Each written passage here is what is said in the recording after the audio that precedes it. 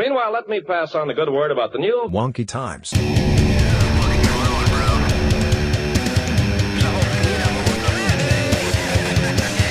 Fuller. Wonky Times. They'll say it's incredible. Wonky Times. Well, Wonky Times. Hey, hey, hey! Happy Friday the 13th, and welcome to the Wonky Times podcast. I'm your host, Matt Sterner, and in this episode, we're going to dive into the history of the number 13. I mean, what else would we do on this day? We'll be quickly chatting about why it's considered unlucky, the film series featuring Jason Voorhees, and then a handful of very unfortunate events that happened on Friday the 13th. And you know what? I want to introduce you to our wonky co-host for the very first time, RoboBrian. You can actually call him Brian for short. Reporting to duty. He listens for the most part. Thanks for joining me on this podcast journey, Brian. Well, someone has to keep things in tip-top shape around here. This is especially true on a day like today. Friday the 13th. Chi ha ha ha. Okay, I see what you did there, Brian. You know, the guy who actually composed the music in the first Friday the 13th film, his name was Harry Manfredini. He said that the famous in the film score is actually ki ki ki ma ma ma. It is meant to resemble Jason's voice saying kill kill kill mom mom mom. Even the director of the film said it's true, so you gotta believe it. Chi ha ha ha. You amaze me every day. You know that, Brian? Matt, I find you just as amazing as I am. Oh, well, that was nice, Brian. Jeesh. So, the number 13 being bad luck is totally a Western culture kind of a thing, but it's rooted in Norse mythology and Christianity. Actually, Brian, you know more. Take it away. In Norse mythology, there was a hero called Baldur, and this god was killed at a banquet by another guy named Loki. You know, the character from Marvel's Thor movies. I think I've caught you watching those movies late at night, Matt. Oh yeah, for sure. Wait, you're watching? Who are you, Santa Claus? Loki was always the bad dude, and he crashed Baldur's party of 12. Loki, he was the 13th guest and killed Baldur. So, that story is a lot similar according to Christians. You've probably heard of the Last Supper. Oh yeah. So, Judas, who betrayed Jesus, was the 13th guest at that dinner. Therefore, one of the common fears is to never go to a dinner party of 13 people. However, for us robotic citizens, it does not matter. We invite the whole gang for supper. And you know, we can get more into that, you know, like Adam and Eve eating that apple. It would happen on a Friday, you know, but we're gonna steer clear of religion. Amen. So yeah, thanks Robo Brian. Man, you should see this guy dance. Like really. He only knows one move though. Yeah, you know, the robot. Very funny. But anyway, next I want to introduce you to a couple of my dearest friends, other than you, Brian, of course. Yeah, sure. Whatever you say. Here in the room with us is Sam Jump. She's a Swiss Army knife of talents, a tackle box of uniqueness. And Kelly Murray is here as well. She's a Virginia native and now living in the Arizona desert. Oh, and she's got a killer van and a little pup named Red. He's got some red hair. Chances are you'll hear him walking around the room during this interview, so if you hear little clicky clacks, it's him. How you guys doing? Good. I just got a cup of coffee, and I'm feeling jazzed from coffee time. So. Didn't mean to plug, but that is where I got my coffee. So before we get started, I just want to let you guys know, you know, since we're in the same room together, I've got something. I don't think it's contagious, but it's called Frigatrisca decaphobia. Say it again, what's the word? Frigatrisca decaphobia. Actually, Matt, it is pronounced Frigatrisca decaphobia.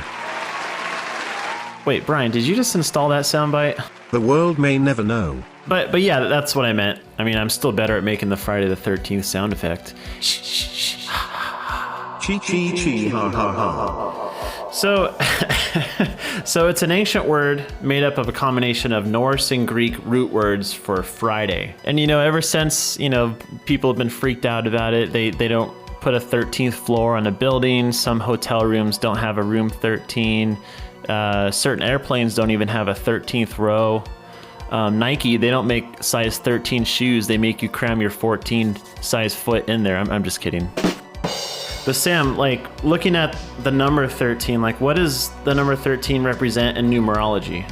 Well, in numerology, the 1 stands for new beginnings. So it's basically universal expression. The vibration of the number 1 is support in new beginnings, in taking something and going at it head on and letting go of any kind of fear or apprehension in doing so. So if you were to say you're someone who sees 1111 often or 111, the more ones you see at one time consecutively, the more support it's said that you have by the universe to go for those new things or new projects, maybe a new gig you're considering. And then the 3 is all about taking action. So if you're breaking that down, 1 is new beginnings, 3 is taking action toward those new beginnings. And when you see those combined, as with the number 13, which we're discussing right now, that is to represent the universe's support in this new beginning and taking action toward it.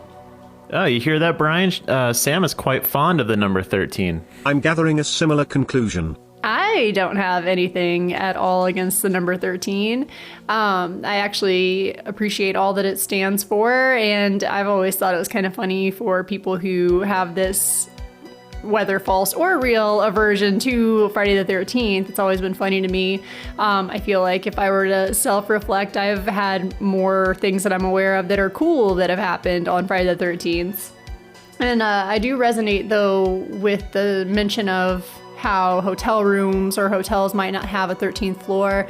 I remember one time visiting a homie in Chicago, and I found out that he actually lived on the 13th floor. It was a surprise because I knew that a lot of hotels decided to not have a 13th floor because of the superstition/history that the 13th floor has. I mean, I think I'm a little superstitious when it comes to Friday the 13th, but maybe I've just read too much on the internet, and I want to kind of go over some of those things that I've been researching. But first, I want to read a story, not read it, but just kind of give you guys a summary of a story that we have live right now on wonkytimes.com. This happened back in 2022. Remember that year, last year? Well, a woman, she dropped her phone into a toilet, and she pretty much gave herself a swirly in order to get her phone back. She fell head first. Oh, this happened in Seattle, Washington. Yep. I remember this story very well. Correctamundo, Brian. That's right. Yeah. She took apart the toilet seat, and she ended up using dog leashes to tie herself off so she can go headfirst into this toilet. But luckily, after about 10 to 15 minutes, she was reunited with her phone, and she called 911 to get out of there. But this isn't your average toilet, though. You don't flush it. It's a vault toilet. It's pretty much a hole in the ground. It's just a big hole. You can imagine. Of poopy. The poobis. Well, that was surely a stinker of a story. Yeah, heck yeah, it was, Brian, man. But anyways, let's get to some more stinker stories. This is kind of a rapid fire portion of the podcast here. I'm going to go over a few things that happened on Friday the 13th in history. Actually, first, hey Brian, can we get a new song? Oh, this song will have your toes tapping so much, you'll need to oil your hinges. Oh yeah, there we go. Now we're talking. Woo! All right, buckle up. Here we go. Okay, first up, the Buckingham Palace was bombed during World War II in 1940 on Friday the 13th. Next up, there's the murder of Kitty Genovese in 1964. This was a famous murder because 38 people heard or saw the attack, and none of them called the police. That's pretty messed up. All right, over in Bangladesh, there was a cyclone that killed more than 30,000 people, and it's still the deadliest storm to ever hit that area. All right, over in Las Vegas in 1996, Tupac Shakur, he died on Friday the 13th, and it's still one of the most popular unsolved cases. It's pretty crazy. Some people say he's still alive, but whatever. Okay, here's a good one. I like this one. In 2010, a British 13-year-old boy, he was 13 years old, was struck by lightning on, you guessed it, Friday the 13th. And get this, it was at 1:13 in the afternoon. So what is that? 13:13 in military time. Weird, right, Brian? Come on. Totally weird.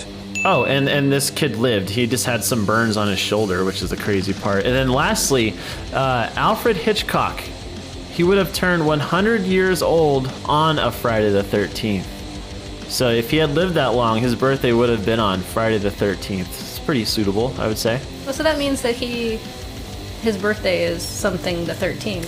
Mm-hmm. So I'm sure he's had multiple Friday the 13th birthdays throughout his That's however true. many years he was here. According to my calculations, Alfred Hitchcock had 11 birthdays that fell on Friday the 13th. That's pretty spooky, if you ask me. Even for the master of suspense himself. Dang, Brian, you're the MVP of this podcast, and there you go with your nifty sound bites again. But yeah, let's wrap up this podcast in a way. I want to talk about Friday the 13th, the movie, the one featuring Jason Voorhees and his wild and crazy mother, Pamela Voorhees. And hey, while you're at it, search for Pamela at wonkytimes.com because you'll actually see an article we wrote maybe a year ago or so, but it's a pretty nifty article. I said that word twice already. Nifty? Oh, third time. Sorry about that. You are starting to sound like a broken record. Hey, Sam and Kelly, do you guys have like a favorite horror movie? Do you guys even like that type of a film? Are you guys too scared or what? I'm not too familiar with the genre. I definitely have seen a lot of the Friday the 13th films. And the Halloween movies, and the Freddy. Yeah, Joe. And the Friday the 13th movies, it's said that they're based off of some actual killings that happened back in Finland. Brian, you know more about it, right? Yes, the classic 1980 film, Friday the 13th, is based on the real-life murders of 3 teenagers at Lake Bodom, Finland. Oh, and hold your robotic horses there, Brian. The filmmakers, they never actually confirmed that the movie was based off of these murders, but it is awfully similar. Correcto mundo, Matt. The 3 teenagers were killed, they were stabbed, and they all suffered blunt force trauma to their heads, all while sleeping inside a tent. Yikes, that sounds intense. And much like the movies and the dreadful events at Camp Crystal Lake, there's always one that gets away and survives the rampage of Jason Voorhees, or this person in Finland. Yep. In Finland, a 4th teenager was actually found outside of the tent, alive, with broken facial bones and stab wounds. Yikes, Brian, you're kind of bumming me out. But back to the movie. Did you know there's only 12 Friday the 13th movies? They just kind of stopped, but maybe they're working on one. Who knows? But they're just one away. Maybe they're nervous. Ooh, maybe it's frigatriskaidekaphobia striking again. Chi chi chi ha ha ha. Another neat fact about the film series is that out of the 12 movies, 4 of them were released in theaters on a Friday the 13th. That's pretty cool. Very, very cool. So I think that's enough heartbreak, dread, despair, and wonkiness for one Friday the 13th. What do you say, Brian? Yes, thank you so much, Sam and Kelly, for being here while we chat about all things wonky, and creepy, and strange, and Friday, and the 13th. The number 13, on Friday, that is. Friday, the 13th.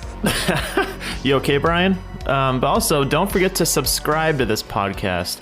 We're on Spotify, Apple Podcasts, Stitcher, and a few others. And also follow us on Facebook, Instagram. Hey, we've even got a TikTok now. We're pretty cool. We share all the latest that's been published on wonkytimes.com. And you can even find the articles we mentioned during this episode in the information section. You've forgotten something. Oh, shoot. What is it, Brian? If you're listening to this podcast and have seen anything wonky, strange, weird, or downright odd, send us an email at getwonky@wonkytimes.com.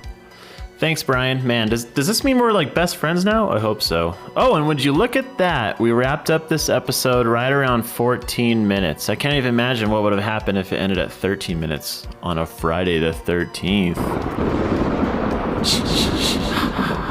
Chi chi chi ha ha ha. It would have been rather special if you had managed to time this episode out to exactly 13 minutes. Yeah, you're right. Actually, it would have been really scary. Oh, okay. So spooky that I would have had to change my socket seat gripper, also known as change my underwear. Okay, hey, Brian, don't tell me you're getting superstitious on us now. Perhaps I am. Well, that's it. Thanks for getting wonky with us, everybody. It's time for Matt and RoboBrian to get the heck out of here.